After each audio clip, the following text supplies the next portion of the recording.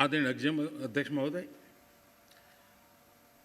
इस कोरोना काल में 3 कृषि कानून भी लाए गए। ये कृषि सुधार का सिलसिला बहुत ही आवश्यक है, महत्वपूर्ण है और वर्षों से जो हमारा कृषि क्षेत्र चुनौतियां महसूस कर रहा है, उसको बाहर लाने के लिए हमने निरंतर प्रयास करना ही होगा और उस करने की दिशा में हमने एक ईमानदारी से प्रयास किया है।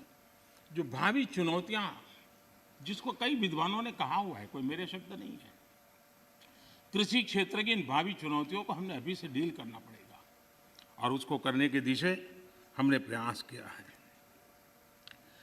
मैं एक देख रहा था कि यहाँ पर जो चर्चा हुई और विशेष करके हमारे जो कांग्रेस के साथियों ने चर्चा की, मैं ये तो देख रहा था कि वो इस कानून के कलर पर तो बहुत बहस कर रहे थे। ब्लैक है कि वाइट है, ब्लैक है कि वाइट है। अच्छा होता उसके कंटेंट पर चर्चा करते, अच्छा होता उसके इंटेंट पर चर्चा करते, ताकि देश के किसानों को भी सही चीज पहुंच सकती थी। और मुझे विश्वास है, दादा ने भी भाषण किया और मुझे लगता है कि दादा तो बहुत अभ्यास करके आए होंगे, बहुत अच्छी बात बताएंगे, लेकिन वो ज़्यादातर प्रधानमंत्री और उनके साथी बंगाल में यात्रा क्यों कर रहे हैं, कैसे कर रहे हैं, कहाँ जा रहे हैं, उसी में लगे रहे। तो दादा के ज्ञान से हम इस बार वंचित रह गए। खैर, चुनाव के बाद अगर आपके पास मौका होगा तो प्रदेश है, इसीलिए तो हम कर रहे हैं। हाँ, आप लोगों ने इसको इतना पीछे छोड़ दिया, हम तो इसको प्रमुखता देना चाहते हैं।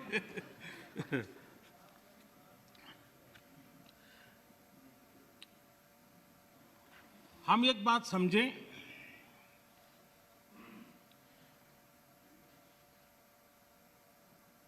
जहां तक आंदोलन का सवाल है, दिल्ली के बाहर हमारे जो किसान भाई बहन बैठे हैं, जो भी गलत धारणाएं बनाई गई, जो अफवाहें फैला गई, उसके शिकार हुए हैं।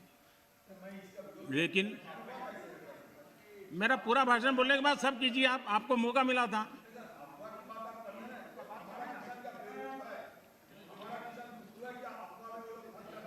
आप तो ऐसे शब्द उनके लिए बोल सकते हैं, हम नहीं बोल सकते, हम नहीं बोल सकते हैं। श्रीमान किसान हमारे कैलाश चौधरी जी ने और हमारे पूरे समय बोलते ही रहेंगे क्या? माननीय, आपको पर्याप्त समय, पर्याप्त अवसर दिया था, आपने पूरी बात कही, उस समय किसी ने टोका टोकी नहीं की। प्लीज प्लीज आप मत। माननीय प्रधानमंत्री, माननीय जी रंजन जी, प्लीज प्लीज।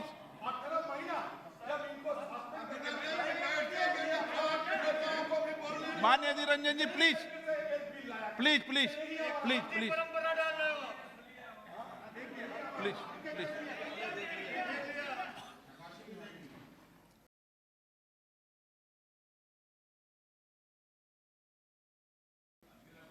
देखिए, मैं कितनी सेवा करता हूं आपकी। आपको जहां रजिस्टर करवाना था, हो गया।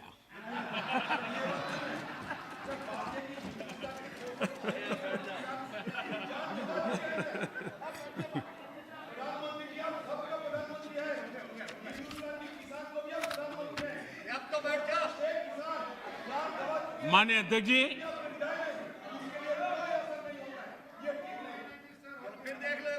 माननीय अध्यक्ष जी, आंदोलन कर रहे सभी किसान साथियों की भावनाओं का ये सदन भी और ये सरकार भी आदर करती हैं, आदर करती रहेगी। और इसीलिए सरकार के वरिष्ठ मंत्री, जब ये आंदोलन पंजाब में था तब भी और बाद में भी, लगातार उनसे वार्ता कर रहे हैं, किसानों के प्रति सम्मान भाव के साथ कर रहे हैं। आदर भाव के साथ कर रहे हैं और इसलिए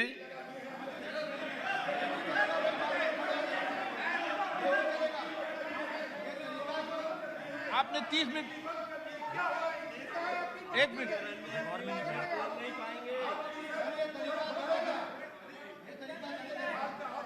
आपका कोई रिकॉर्ड में, जरा बैठिए।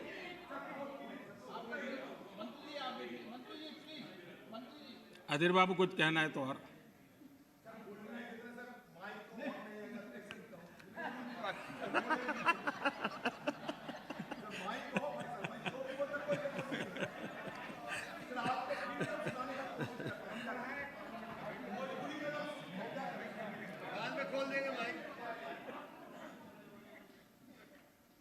माननीय अध्यक्ष जी, बीच बीच में जरूरी होता है सब।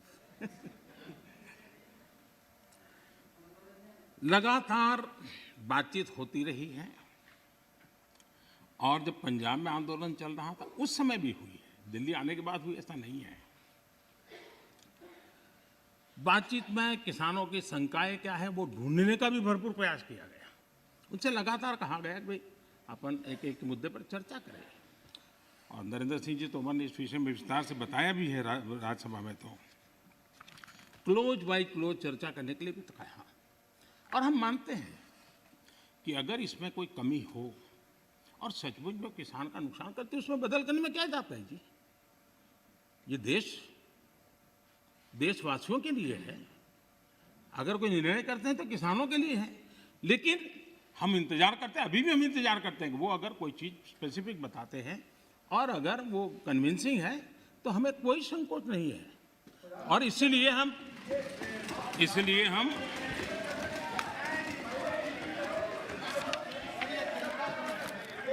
जब शुरू में जब वो पंजाब में थे, आपने अपनी बात कह चुके हैं।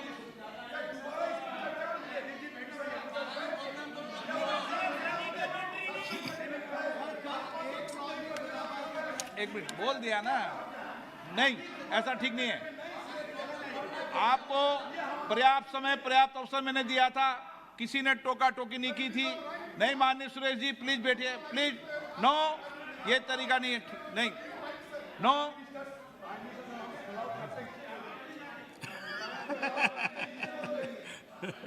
चलिए ये क्रेडिट भी आपने मुझे दे दी।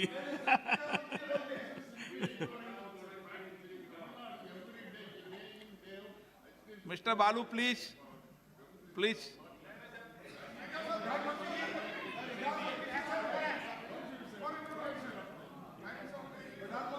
नो, नो, प्लीज आप बैठिए। आपको किसने कहा?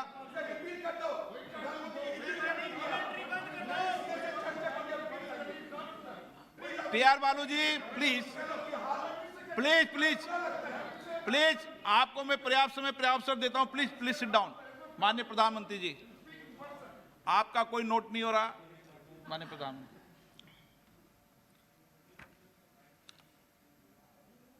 ये ऑर्डिनेंस के द्वारा ये तीनों कानून लागू किए गए थे, बाद में पार्लियामेंट में भी पारित हुए।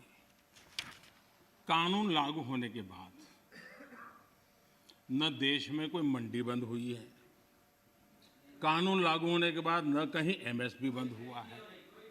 ये सच्चाई है जिसको हम छुपा करके बातें करते हैं, इसका कोई मतलब नहीं है। इतना ही नहीं, एमएसपी की खरीदी भी बढ़ी है और ये कानून नए बनने के बाद बढ़ी है।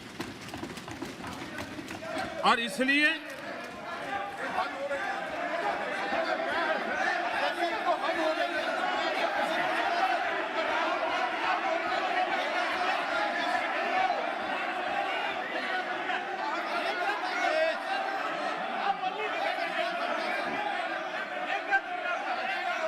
प्लीज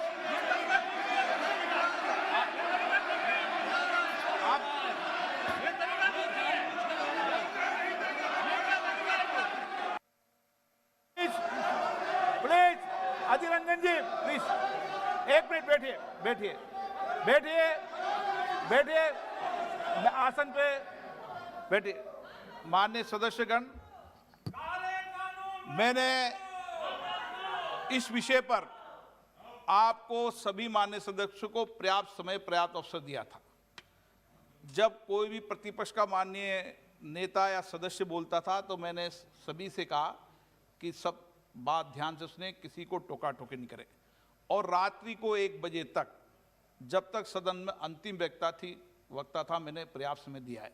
मेरा आपसे आग्रह है, माननीय प्रधानमंत्री जी अपनी बात कह रहे हैं, आपने अपनी बात कह चुके हैं, उनका जवाब माननीय प्रधानमंत्री जी दे रहे हैं। माननीय प्रधानमंत्री से आग्रह करूंगा अपनी बात।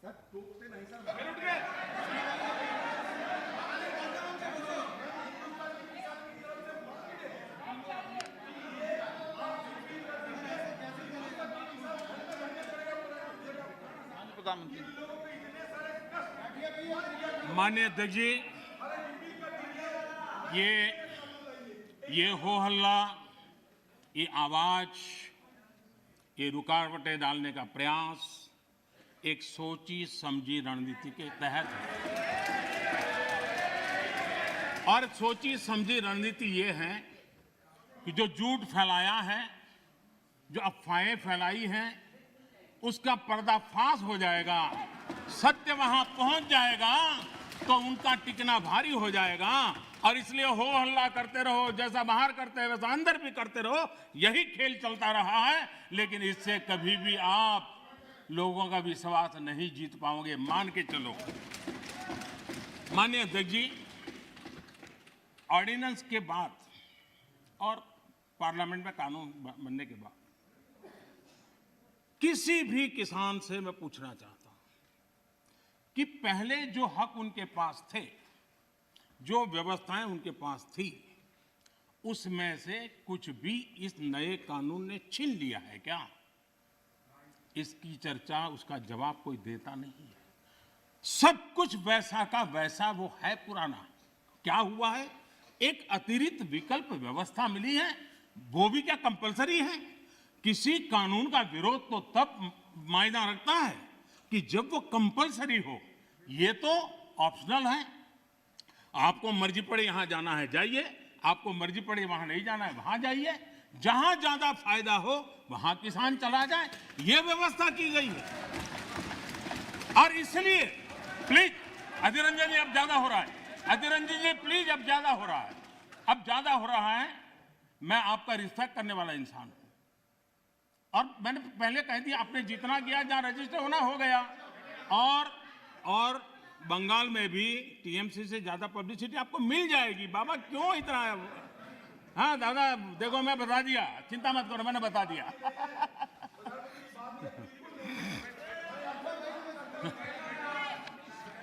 अधीर रंजन जी प्लीज, अधीर रंजन जी, अच्छा नहीं लगता है। मैं इतना आदर करता हूं, आप आज ऐसा क्यों कर रहे हैं? आप ऐसा क्यों नहीं करते?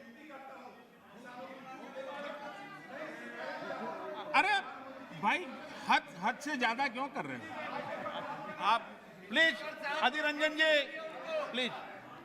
माननीय सदस्य दादा प्लीज। ये नए कानून अध्यक्ष जी किसी भी के लिए बंधन करता नहीं है। ऐसे कानून है, उनके लिए ऑप्शन है, और जहां ऑप्शन है वहां विरोध के लिए कोई कारण ही नहीं बनता। हां, ऐसा कोई कानून जो ऐसे थोप दिया हो, उसके लिए विरोध का कारण बनता है। और इसलिए मैं कहता हूं लोगों को, और मैं देख रहा हूं आंदोलन का एक नया तरीका है। क्या तरीका है? आंदोलनकारी जो होते हैं वो ऐसे तरीके नहीं अपनाते। आंदोलनजीवी होते हैं वो ऐसे तरीके अपनाते हैं, और वो कहते हैं ऐसा हुआ तो ऐसा होगा, ऐसा होगा तो ऐसा होगा, ऐसा होगा तो ऐसा होगा। अरे भाई, जो कुछ हुआ ही नहीं, जो होना नहीं है, उसका भय पैदा कर करके, और पिछले कई सालों से लगातार सुप्रीम कोर्ट का एक जजमेंट आ जाए, कोई निर्णय नहीं हुआ है, और एकदम से तूफान खड़ा कर दिया जाए, आग लगा दी जाए देश में। ये जो तौर तरीके हैं, उन तौर तरीके जो भी लोकतंत्र में विश्वास करते हैं, जो भी अहिंसा में विश्वास करते हैं, उन सब के लिए चिंता का विषय होना चाहिए। ये सरकार की चिंता का नहीं, देश की चिंता का विषय होना चाहिए।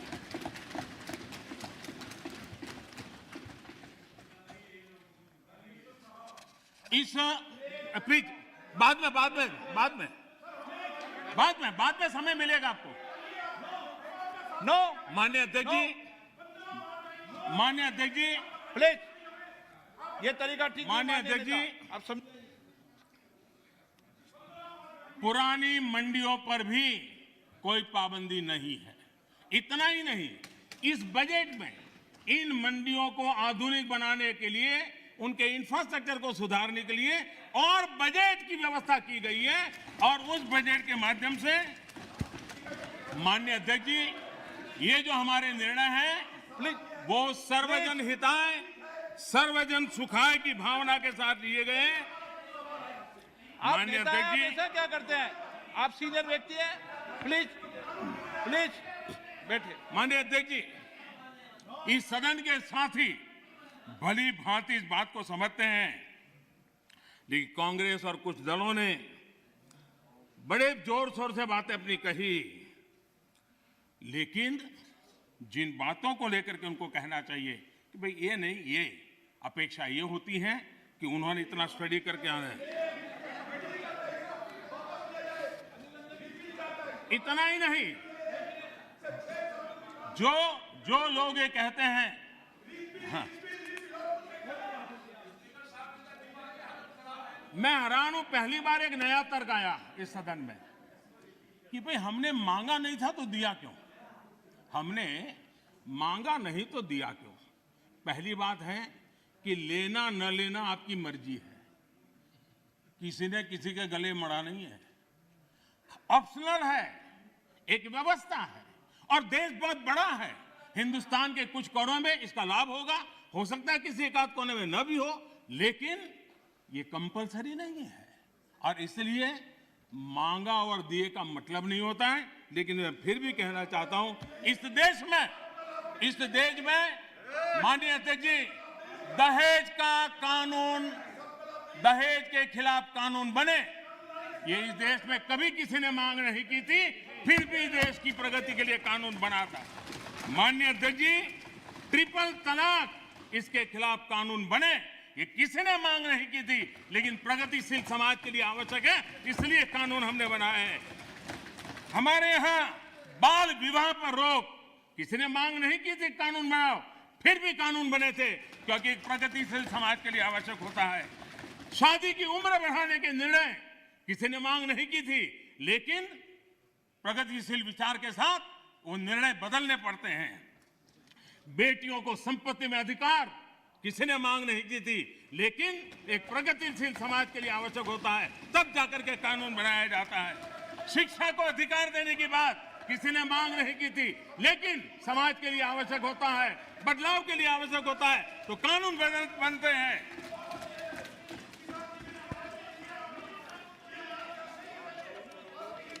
क्या कभी भी इतने सुधार हुए, बदलते हुए समाज ने इसको स्वीकार किया कि नहीं किया, ये दुनिया पूरी तरह जानती है। माननीय अध्यक्ष जी, आप जानते हैं,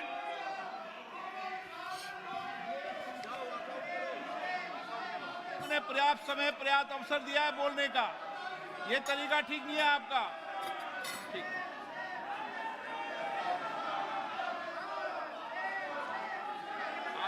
आप बैठ जाइए।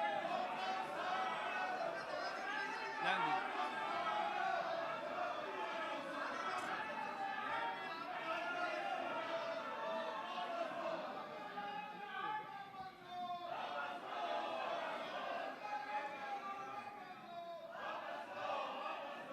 माननीय अध्यक्ष जी, हमें मानते थे कि हिंदुस्तान की बहुत पुरानी पार्टी कांग्रेस पार्टी, जिसने करीब करीब 6 दशक तक इस देश में एक चक्री शासन किया, ये पार्टी का ये हाल हो गया है कि पार्टी का राज्यसभा का तबका एक तरफ चलता है और पार्टी का लोकसभा का तबका दूसरी तरफ चलता है। ऐसी डिवाइडेड पार्टी, ऐसी कंफ्यूज पार्टी न खुद का भला कर सकती है, न देश की समस्याओं के समाधान के लिए कुछ सोच सकती है। इस